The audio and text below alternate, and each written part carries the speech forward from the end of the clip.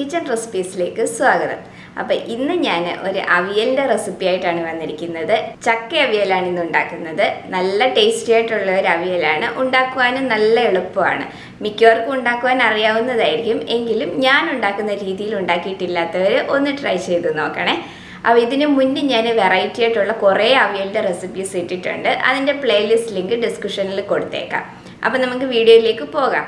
അപ്പോൾ നമുക്ക് ചക്കയവിയൽ ഉണ്ടാക്കാം. അപ്പോൾ അതിന് വേണ്ടിയിട്ട് ഞാനിവിടെ കുറച്ച് ചക്കച്ചുള ഒന്ന് അരിഞ്ഞെടുത്ത് വെച്ചിട്ടുണ്ട്. നമ്മൾ സാധാരണ അവിയലിനൊക്കെ അരിയുന്നത് പോലെ ഇതേപോലെ നീളത്തിലാണ് അരിഞ്ഞെടുത്തിരിക്കുന്നത്. ഇതിപ്പോൾ ഞാനൊരു 30 ചുളയാണ് എടുത്തിരിക്കുന്നത്. കുരുവൊക്കെ കളഞ്ഞ് ഇതേപോലെ നീളത്തിലൊന്ന് അരിഞ്ഞെടുത്ത് വെച്ചിരിക്കുകയാണ്. നമുക്ക് ചക്കയവിയലിന് വേണ്ടിയിട്ട് വിളഞ്ഞ ചക്കയാണ് വേണ്ടത്. ഇനി ഞാനിവിടെ കുറച്ച് ചക്കക്കുരു എടുത്തിട്ടുണ്ട്. ഇതിപ്പോൾ ഒരു 10 ചക്കക്കുരുവാണ് എടുത്തിരിക്കുന്നത്. അതും നമ്മൾ അവിയലിനൊക്കെ അരിയുന്നത് പോലെ നീളത്തിൽ അരിഞ്ഞാണ് എടുത്തിരിക്കുന്നത്. അപ്പോൾ ഇതിൻ്റെ ഞാൻ പുറത്തെ ആ വെള്ള തൊലി മാത്രമേ കളഞ്ഞിട്ടുള്ളൂ. ബ്രൗൺ തൊലി കളഞ്ഞിട്ടില്ല. ബ്രൗൺ തൊലി കളയേണ്ട ആവശ്യമില്ല. അപ്പോൾ ഇനി ഞാനിവിടെ മാങ്ങ എടുത്തിട്ടുണ്ട്. നമ്മൾ പുളിക്ക് വേണ്ടിയിട്ട് മാങ്ങയാണ് ചേർക്കുന്നത്. ഒരു മാങ്ങ എടുത്തിട്ടുണ്ട്, ചെറിയൊരു മാങ്ങ. പിന്നെ മാങ്ങയുടെ പുളിയുടെ അനുസരിച്ച് മാങ്ങയുടെ അളവിന് വ്യത്യാസം വരും. നല്ല പുളിയുള്ള മാങ്ങയാണെങ്കിൽ പകുതി എടുത്താൽ മതി. പിന്നെ ഞാനിവിടെ ഒരു മുരിങ്ങിക്ക എടുത്തിട്ടുണ്ട്. അതും നീളത്തിലൊന്ന് കട്ട് ചെയ്ത് ഒന്ന് പിളർന്നെടുത്ത് വെച്ചിട്ടുണ്ട്. പിന്നെ ഞാനിവിടെ ചെറിയൊരു കഷ്ണം വെള്ളരിക്ക എടുത്തിട്ടുണ്ട്. അതും നീളത്തിലൊന്ന് അരിഞ്ഞെടുത്ത് വെച്ചിരിക്കുകയാണ്. അപ്പോൾ വെള്ളരിക്കയും മുരിങ്ങിക്കയും നമ്മൾ അവിയലിൽ ചേർക്കുകയാണെന്നുണ്ടെങ്കിൽ നല്ല ടേസ്റ്റ് ആയിരിക്കും ചക്കയവിയലിന്. അപ്പം നിങ്ങൾക്ക് വെള്ളരിക്ക ചേർക്കണ്ടെന്നുണ്ടെങ്കിൽ അത് ചേർക്കണം എന്നില്ല. പക്ഷേ എൻ്റെ അമ്മയൊക്കെ ഉണ്ടാക്കുമ്പം ഇങ്ങനെ ചേർക്കാറുണ്ട്. നല്ല ടേസ്റ്റാണ് അങ്ങനെ ചേർക്കുമ്പോൾ. മുരിങ്ങിക്ക നിങ്ങൾ എന്തായാലും ചേർക്കണം. കാരണം ചക്കയവിയലിന് നല്ലൊരു ടേസ്റ്റ് ആയിരിക്കും മുരിങ്ങിക്ക ചേർക്കുമ്പോൾ. അപ്പം നമുക്കിനി അവിയൽ ഉണ്ടാക്കാം. അപ്പം ആദ്യം തന്നെ ഞാൻ ചക്കക്കുരു ഒന്ന് വേവിച്ചെടുക്കുകയാണ്. ചക്കക്കുരുവിന് ബാക്കി കഷ്ണങ്ങളെക്കാട്ടി കുറച്ചുകൂടി വേവ് കൂടുതലുണ്ടല്ലോ. അപ്പം ഇതിൽ ആവശ്യത്തിനുള്ള വെള്ളവും കൂടെ ഒഴിച്ചു കൊടുക്കാം. ഒരു 3/4 കപ്പ് വെള്ളം ഒഴിച്ചു കൊടുക്കാം. അപ്പോൾ ഈ ചക്കക്കുരു ഒന്ന് പകുതി വെന്തതിന് ശേഷമാണ് നമ്മൾ ബാക്കിയുള്ള കഷ്ണങ്ങൾ ചേർത്ത് കൊടുക്കുന്നത്. ഇതിലേക്ക് കുറച്ച് ഉപ്പും കൂടെ ഇട്ട് കൊടുത്തതിന് ശേഷം അടച്ചു വെച്ച് നമുക്കിത് പകുതി ഒന്ന് വേവിച്ചെടുക്കാം.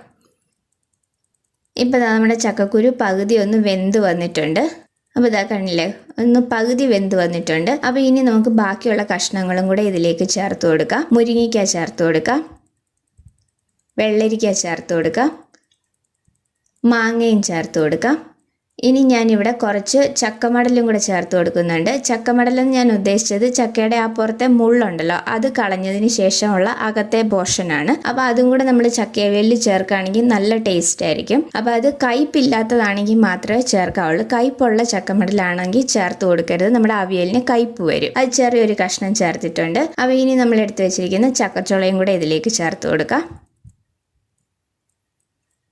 ഇനി ഈ കഷ്ണങ്ങളിലേക്ക് ആവശ്യത്തിനുള്ള ഉപ്പും കൂടി ഇട്ട് കൊടുക്കുക. നമ്മൾ ആദ്യം കുറച്ച് ഉപ്പ് മാത്രമേ ചേർത്തിട്ടുള്ളായിരുന്നു. ഇനി ഇതിലേക്ക് 1/2 ടീസ്പൂൺ മഞ്ഞൾപ്പൊടി ചേർത്ത് കൊടുക്കാം. 1/2 ടീസ്പൂൺ തന്നെ മുളക് പൊടിയും ചേർത്ത് കൊടുക്കാം. ഇതൊരു കളറിന് വേണ്ടിയിട്ട് ചേർത്തതാണ്. ഇനി നമ്മൾ എരിവിന് വേണ്ടിയിട്ട് പച്ചമുളക് ചേർക്കുന്നുണ്ട്.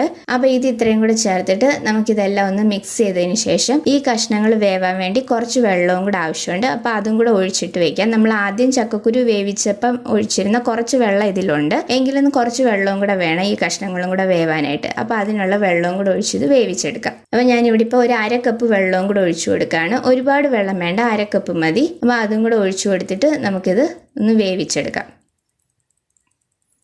അപ്പോൾ ഇത് വേവുന്ന സമയം കൊണ്ട് ഇതിലേക്കുള്ള അരപ്പും കൂടെ നമുക്കൊന്ന് തയ്യാറാക്കിയെടുക്കാം. അതിന് വേണ്ടിയിട്ട് ഞാനിവിടെ 3/4 കപ്പ് തേങ്ങ എടുത്തിട്ടുണ്ട്, 1/2 ടീസ്പൂൺ ജീരകം, 2 പച്ചമുളക്, 3 ചെറിയുള്ളി. ഇത് ഇത്രയും നമുക്ക് അവിയലിനൊക്കെ ചതയ്ക്കുന്ന പരുവത്തിൽ ഒന്ന് ചതച്ചെടുക്കാം. ഒരുപാട് അരഞ്ഞു പോകരുത്, ജസ്റ്റ് ഒന്ന് ചതച്ചെടുക്കേ ആകാവുള്ളൂ. അപ്പോൾ ഇതാ ഈ ഒരു പരുവത്തിൽ വേണം നമുക്ക് അവിയലിന് ചതച്ചെടുക്കാനായിട്ട്. അപ്പോൾ ഈ രീതിയിൽ ഒന്ന് ചതച്ചെടുത്തിട്ടുണ്ട്. അപ്പോൾ ഇനി നമുക്കിതൊന്ന് തുറക്കാം.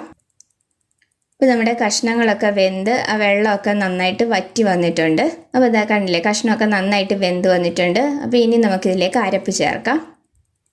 ഇനി ആ മിക്സിയുടെ ജാറിൽ തന്നെ ഒരു 2 ടേബിൾ സ്പൂൺ വെള്ളവും കൂടി ഇതിലേക്ക് ചേർത്ത് കൊടുക്കാം. ഒരുപാട് വെള്ളം ഒഴിക്കേണ്ട. കുറച്ച് കറിവേപ്പിലയും കൂടി ഇട്ട് കൊടുക്കാം. ഇത് ഇത്രയും കൂടെ ചേർത്ത് കൊടുത്തിട്ട് ഈ അരപ്പിൻ്റെ ആ ഒരു പച്ചച്ചൊവയൊക്കെ ഒന്ന് മാറുന്നത് വരെ നമുക്കിതൊന്ന് അടച്ചു വെച്ച് കുക്ക് ചെയ്യാം. ഒരു 5 മിനിറ്റ് ഒന്ന് അടച്ചു വെച്ച് കുക്ക് ചെയ്താൽ മതി. അതുകൊണ്ട് തന്നെ അരപ്പ് നന്നായിട്ട് വെന്ത് കിട്ടും. അപ്പോൾ ഇതിനി ഒന്ന് അടച്ചു വെച്ച് കുക്ക് ചെയ്യാം. ഇപ്പോൾ ഒരു 5 മിനിറ്റ് കഴിഞ്ഞിട്ടുണ്ട്. അപ്പോൾ നമ്മുടെ അരപ്പൊക്കെ നന്നായിട്ട് വെന്ത് വന്നിട്ടുണ്ട്. അപ്പോൾ ഇനി ആ അരപ്പും കഷ്ണങ്ങളും കൂടെ നന്നായിട്ടൊന്ന് ഇളക്കി യോജിപ്പിച്ചെടുക്കാം. അപ്പോൾ നല്ല ടേസ്റ്റി ആയിട്ടുള്ള ഒരു അവിയലാണ്. ഈ ഉണ്ടാക്കുവാനും നല്ല ഈസിയാണ്. അപ്പോൾ ലാസ്റ്റായിട്ട് ഇതിലേക്ക് കുറച്ച് കറിവേപ്പിലയും കൂടി ഇട്ട് കൊടുക്കാം. അതുപോലെ തന്നെ 1 ടേബിൾ സ്പൂൺ പച്ച വെളിച്ചെണ്ണയും കൂടെ ഒഴിച്ചു കൊടുക്കാം.